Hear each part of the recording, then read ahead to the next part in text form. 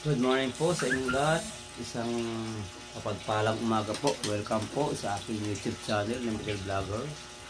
Ako po ay ubos po nagpapasalamat sa lahat ng aking mga subscribers, followers na sumusuporta ng aking YouTube channel. Nag-upload lang po ako ngayon upang ipaalam sa inyo na ang aking YouTube channel ay pansamantala pong walang advertise dahil kailangan ko pa po ang requirements na hinihingi po ng ating ni YouTube at medyo wala pa nga po akong maipasa at inaasikaso ka pa po katulad ng hinihingan po ako ng passport, ID, driver license, residence permit na kung saan po ay wala pa po ako ni isang naipasa. Kaya po ako ngayon ay humingi po ng paumanhin sa aking mga subscribers na susuporta po at sa lahat po ng patuloy na nanonood ng aking mga vlog. Yun nga po, hiningi ko po ang paumanhin sa lahat.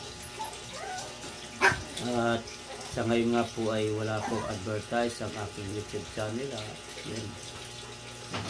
Kaya po sa ngayon po ay nag-upload lang po ako para maiparating sa inyo ang aking mensahe na gabalikin po ang advertise ni Miguel Vlogger.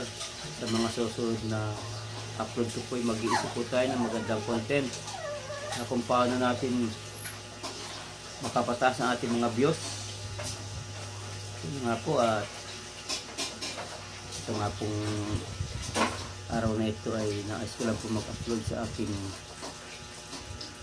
YouTube upang mayroon lang po ako may upload. Abangan niyo po ang mga susunod kong i-upload sa aking YouTube channel at hiningi ko po muli ang inyong suporta. Medyo bumaba po ang ating views dahil hindi nga po tayo active ngayon.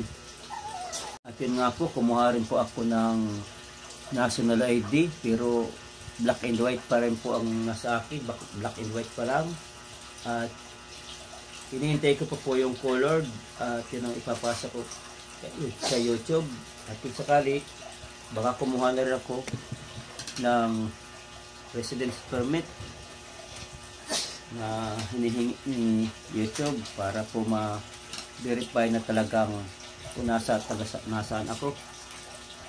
At sobrang mahigpit po pala si YouTube pero ganun talaga ang batas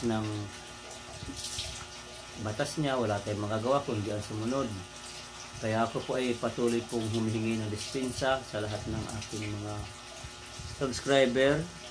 Pag bumalik na po ang aking advertise ay muli po ako maging aktibo sa paggawa ng mga video para i-upload dito para po may pagpatuloy ko po.